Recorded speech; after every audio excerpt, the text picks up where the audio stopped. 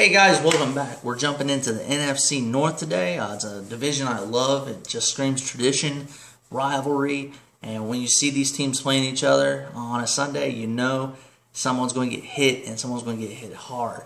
It's what football's about, and it's just one of those divisions you can't help but get excited for. So just like every time, we're going to dive right into it. Who I think is going to finish in fourth place? It's the Detroit Lions. Last year you guys lost, or this past year you lost Cliff Averill.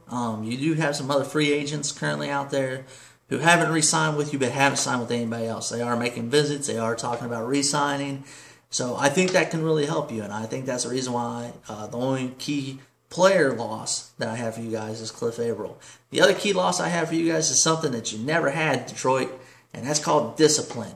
I don't know if it's Jim Schwartz as your head coach, if it's the front office, if it's the other coaching core. Something has to change in Detroit for you guys to win. Last year you were the most penalized league in the team in the league. Congratulations, you've gotten the Oakland Raider award. When you're the most penalized league or team in the league, you are not going to go 500. 500 would be minimal for you to do anything in your division right now. Last year you went 4-12.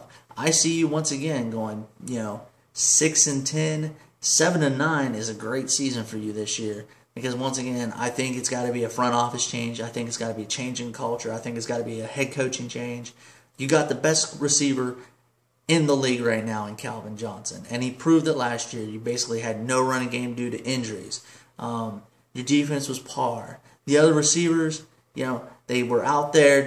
Some games that you would see hints of life, but it just really didn't happen. And that was all really Stafford had to throw to was, Calvin Johnson. A great receiver, unbelievable player, unbelievable statistics last year.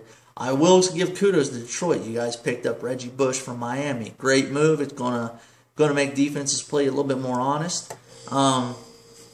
And I really got to say, I think you're going to pick up some people later on in the draft as far as receivers, maybe even try to go after some free agents or do a couple trades as far as receivers to let life for Calvin Johnson be a little bit easier there. You're picking at number 5, and I really feel you're going to go defense. I've heard Milner's name a bunch. I really think you're going to get the kid out of BYU. He's a defensive end. His first name is Ziggy. He's a raw talent. He's young. He's new to football. But I'm telling you what, this kid's got a motor on him. He likes to hit. He's a speedster, and he's willing to learn, which makes Detroit the worst place that he can go. If you guys don't take Milner and you take Ziggy, which I really think you're going to, I think it's a bad move for this young man. Like I said, he's raw. He needs somebody who can teach him the way to play the game, and to teach him the discipline of the game. And again, we're going back to discipline. If you get rid of Jim Schwartz this coming year, hey, you might be able to do it. But other than that, I think it's a really bad move. I think, again, if you go 7-9, you better be celebrating. But I think it's going to be more of a 5-11 season for the Detroit Lions, which will see Jim Schwartz out the door. Number 3, I got the Bears. And the reason why I don't have the Bears as number 4 is because the Lions are there. The reason why I've got the Bears at number 3, besides losing Ryan Urlacher, who you may end up getting back, but I really don't think he's coming back, just for the fact that even though he loves Chicago, he loves the fans. I think Phillips got hurt. I really think they do, or they did, and I think it's going to be a major impact. But you got rid of Lovie Smith. The man helped the Bears win 10 games the last 2 seasons.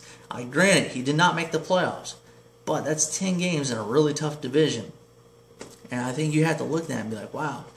Now, nothing against Mark Trestman. That's your new head coach, Bears fans, if you haven't been following. And if you're like, who is this guy? I've never heard of him. He's been around football for a long time. He was the quarterback coach of Bernie Kosar way back in the day when he played for the U. Okay, that's how long ago this guy has been in the league.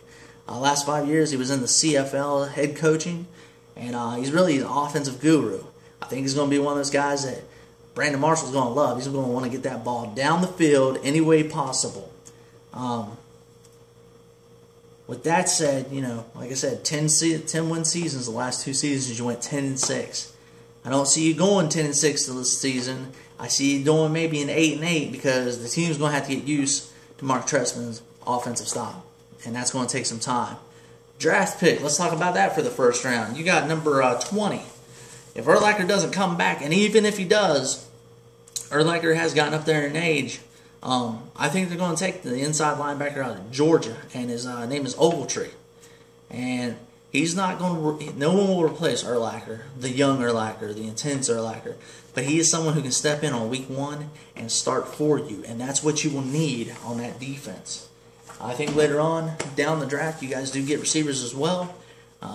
You got to have somebody opposite Brandon Marshall, and I can tell you that Knox is not going to come back. He was released out of his contract. I don't know if he'll ever be able to play again after the injury he sustained.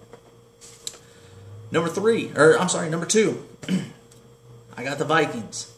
And, I love AP. The man was a workhorse last year. You got some key losses, though. First one, and it's one everybody forgot about, was Winfield. And everybody forgot about him because when Harvin left, chaos broke loose. Harvin, just like Cliff Avril of Detroit, went to the Seahawks. Seahawks, like I said in the last video, they're stacking up. They're getting ready to make a big run. Leslie Frazier doing a great job as a head coach there. Last year, again, 10-win season.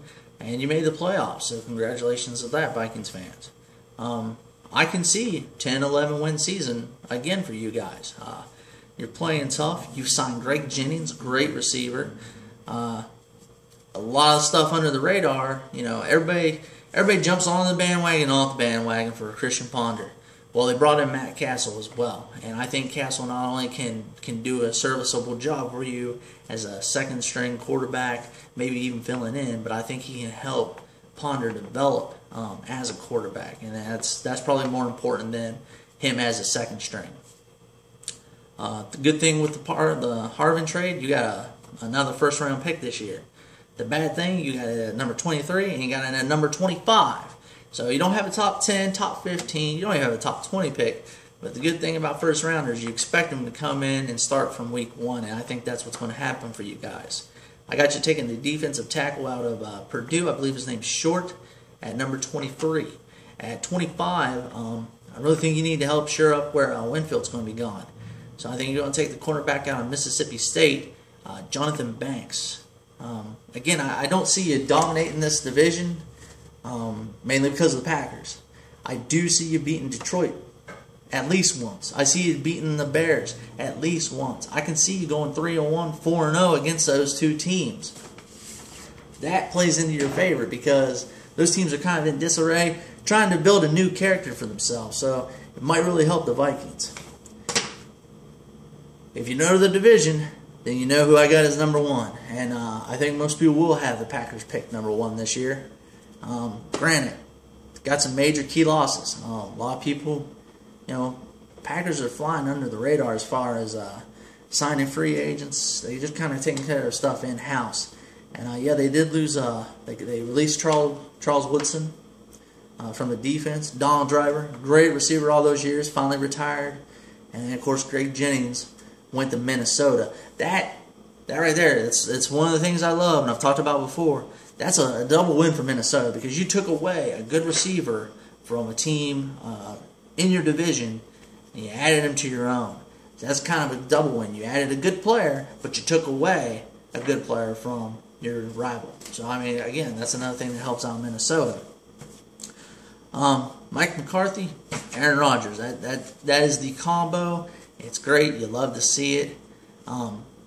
Granted, like I said, you just lost Jennings, you just lost Driver, but last year they proved they got some young guns coming up in Randall Cobb and Jones. Jordy Nelson's there. He's not going anywhere, and I think he can be a great staple if he can remain healthy. The key for the Green Bay Packers, remain healthy. All these years, we've been seeing the several last few years.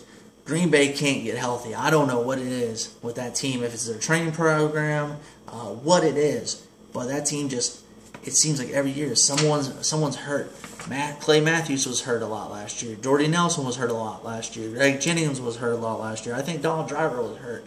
I mean, the list just goes on and on. And somehow, Aaron Rodgers finds a way to help that team win. And I hate to be the person to put, the win is on the quarterback, the loss is on the quarterback.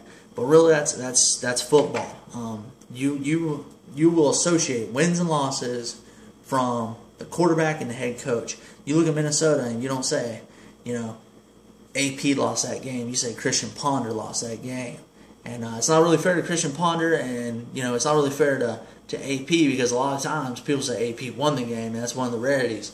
But it's just part of the game. It's part of the position, and I think that's what a lot of people have to realize when it comes to quarterbacks.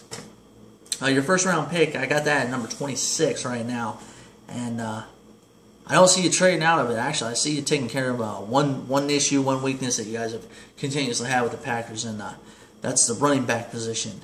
I really got you going after Eddie Lace out of Alabama. I think he can do a great job. Again, it's a running back position with a quarterback named Aaron Rodgers. You don't have to do a whole lot. You have to be able to help manage that game. You have to be able to take a couple snaps. You're looking at 20, 25 snaps usually. Now, maybe they jump out to a 14, 21-point lead, and they want to work you some. Hey, that's great.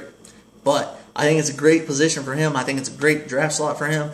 It's going to let him develop into a great running back. It's going to save his legs. You're not going to have an individual who, after 9 years, has 10,000, 11,000 yards. This is a guy who can be built for the long haul, kind of like a Ryan Grant or something, who can actually pay off long after he's been drafted. And that to me, pays off greatly for the Packers.